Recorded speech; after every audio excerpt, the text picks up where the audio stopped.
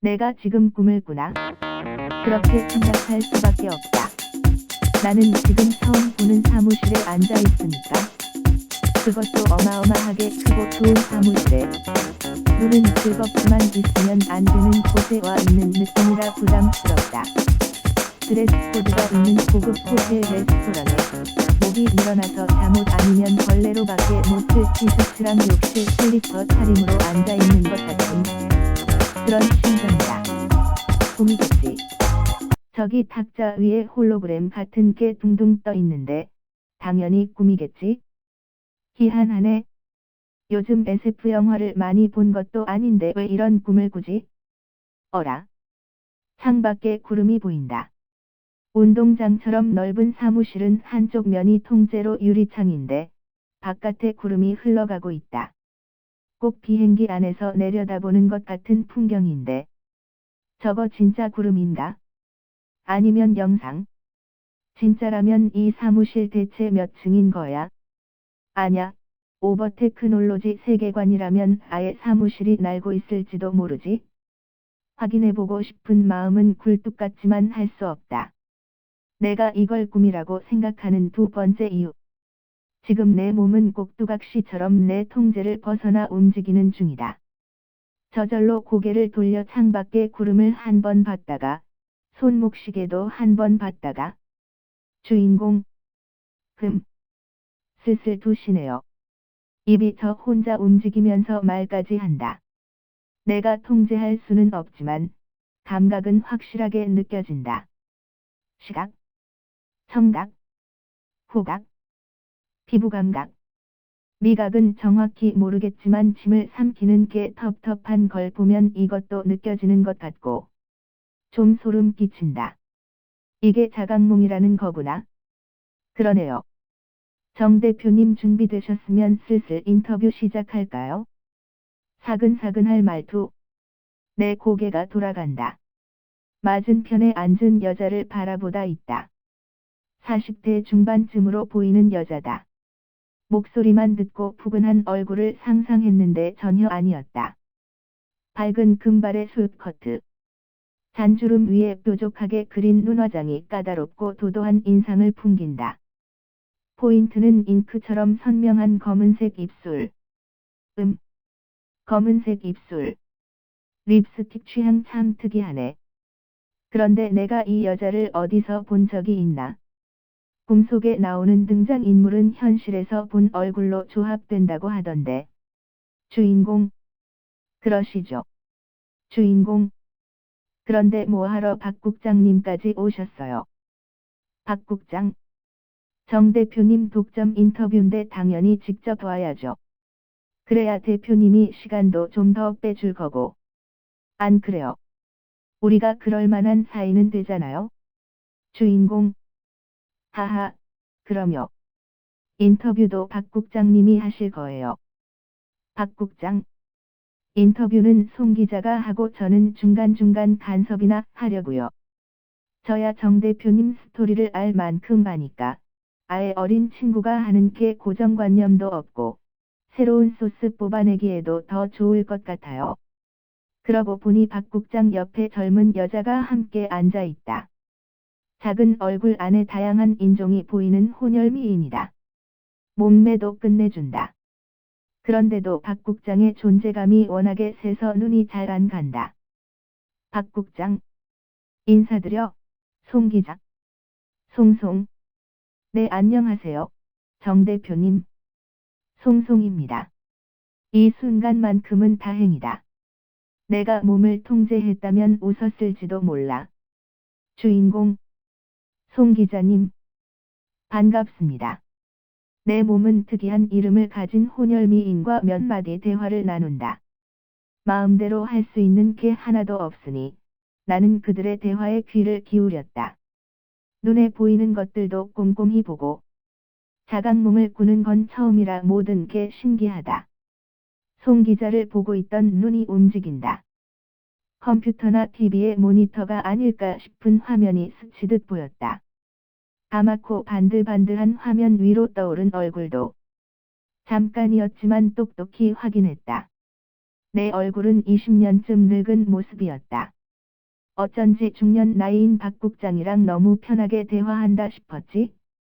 몸이 또 움직인다. 이번엔 아래를 내려다보며 옷차림을 단정하게 고친다. 영국에서 비밀요원으로 활동 중인 신사들이 입을 것 같은 클래식한 정장. 넥타이. 손목에 착 감기는 가죽시계.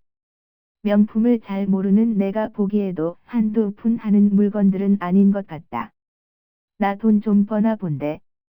국장식이나 되는 기자가 정 대표님 하며 비위를 맞추는 걸 보면 사회적으로도 성공한 모양이고 꿈은 무의식의 발현이라더니 나 혼자 꾸는 꿈이라 망정이지 누가 알면 이불 깃감이다. 송송. 자, 그럼. 송송. 정선우 대표님 하면 아무래도 성공 스토리를 빼놓을 수가 없는데요.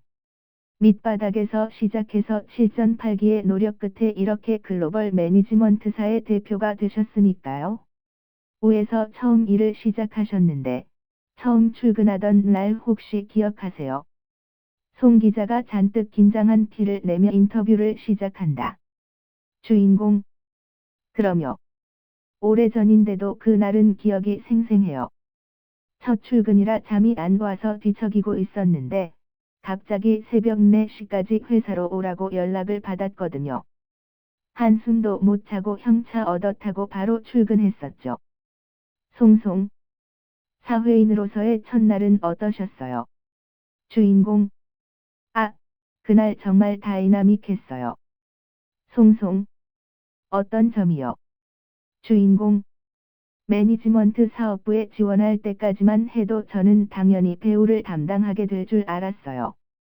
워낙 영화랑 드라마를 좋아했고, 제 손으로 직접 세계적인 배우를 키우는 게 꿈이었으니까. 면접 때도 그걸 강하게 어필했었는데. 주인공. 막상 출근하고 보니까 데뷔 2년차 걸그룹 팀으로 배정된 거예요. 얼씨구. 혹시 내가 첫 출근 때문에 스트레스를 많이 받았나? 그래서 이런 꿈을 꾸나? 나는 실제로 우에 입사 면접을 받고 합격 통지를 받았고 첫 출근을 앞두고 있다. 배우를 담당하고 싶은 것도 맞다. 내가 우에 지원한 이유도 배우 풀이 넓고 탄탄하기 때문이다.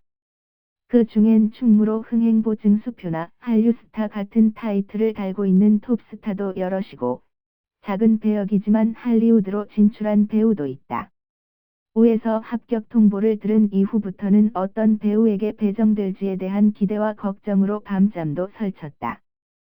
그런데 난데없이 걸그룹. 이름은 모르지만 우에 걸그룹이 있다는 건 안다. 설립 이후 쭉 배우들의 매니지먼트만 담당하다가 몇 년 전부터 아이돌 기획으로 영역을 확장했다고 들었다. 아이돌 산업이 레드오션이라고들 하지만 그래도 일단 띄우기만 하면 수익성이 좋으니까. 처음 기획한 건 11인조 보이그룹인데 전생에 나라를 구했는지 1집 앨범을 발매하자마자 빵 떴다.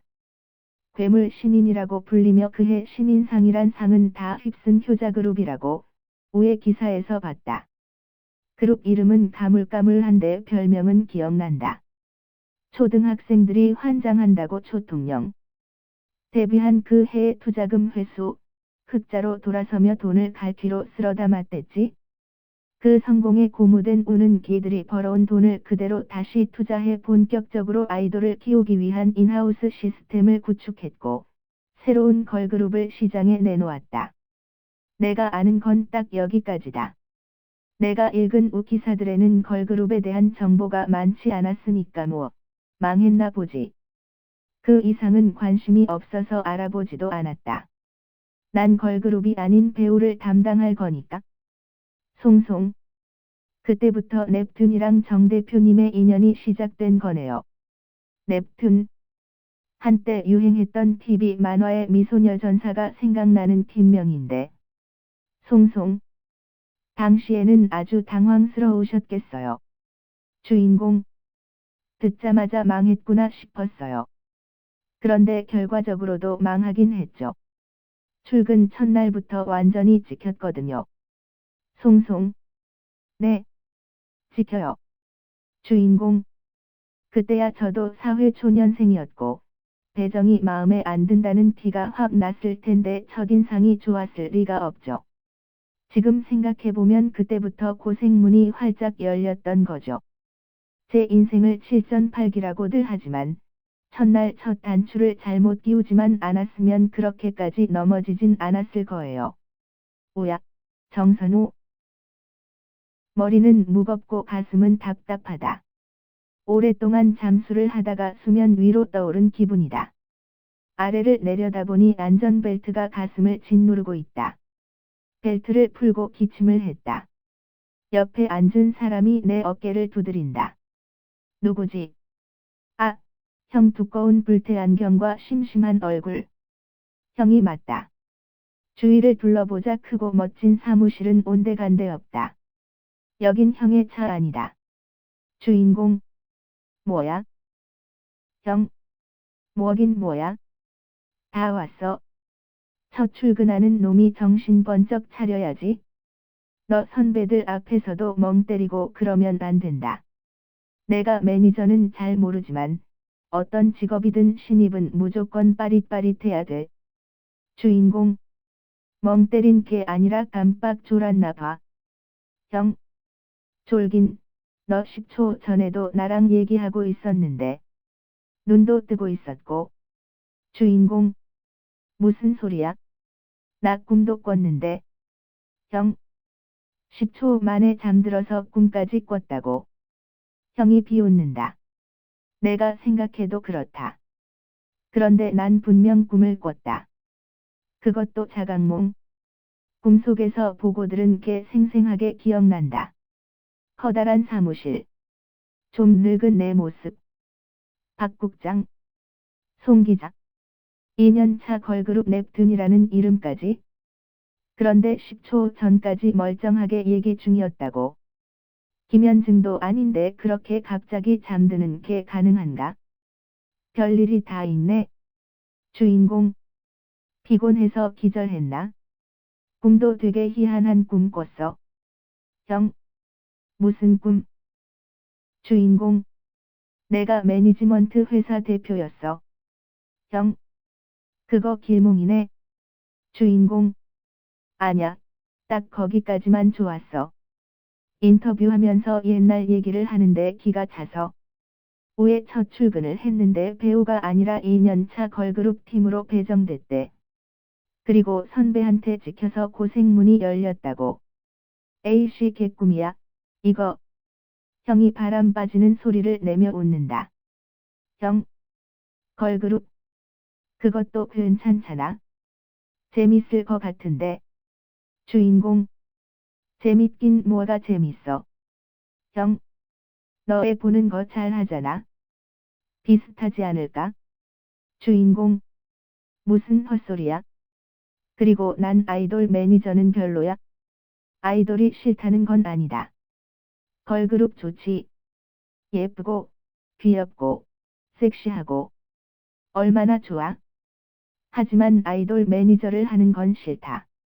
아이돌을 키우는 사람이 되는 건 거대한 공장 시스템의 부품 중 하나가 되는 것처럼 느껴질 것 같아서. 아이돌은 그 공장에서 찍어내는 규격화된 제품이고 그에 반해 배우는 내 손으로 직접 만드는 수제품 같다. 대중에게 작품성을 인정받든 못 받든 어쨌든 세상에서 하나밖에 없는 작품. 물론 내 개인적인 생각이다. 형. 이왕이면 너 좋아하는 여배우한테 배정됐으면 좋겠네. 행운을 빈다. 주인공. 제발. 손목시계를 확인하고 차문을 열었다. 주인공. 나 이제 출근한다. 첫날인데 일찍 들어가서 상황 파악부터 해야지. 형. 그래. 끝나면 연락해. 밤에 한잔 해야지. 주인공. 지금 몇 시지? 형. 새벽 3시 반. 주인공. 첫날부터 이 시간에 출근하는데 과연 퇴근은 제 시간에 할 수 있을까? 나와 형은 사이좋게 하하 웃었다. 밖은 아직 깜깜하다. 먹구름이 끼었는지 별빛도 달빛도 없는 우중충한 하늘. 날 밝으려면 한참 남았다. 이 바닥이 출근 시간, 퇴근 시간 대중 없다는 거야 알고 있었지만 첫 출근을 새벽에 하게 될 줄이야. 주인공. 어쨌든 상황 봐서 연락할게. 태워다줘서 고마워. 형. 그래. 화이팅. 차에서 내리자 차갑고 텁텁한 새벽 공기가 정신을 번쩍 들게 한다. 나는 기지개를 켜고 청담동 빌딩 숲으로 들어갔다.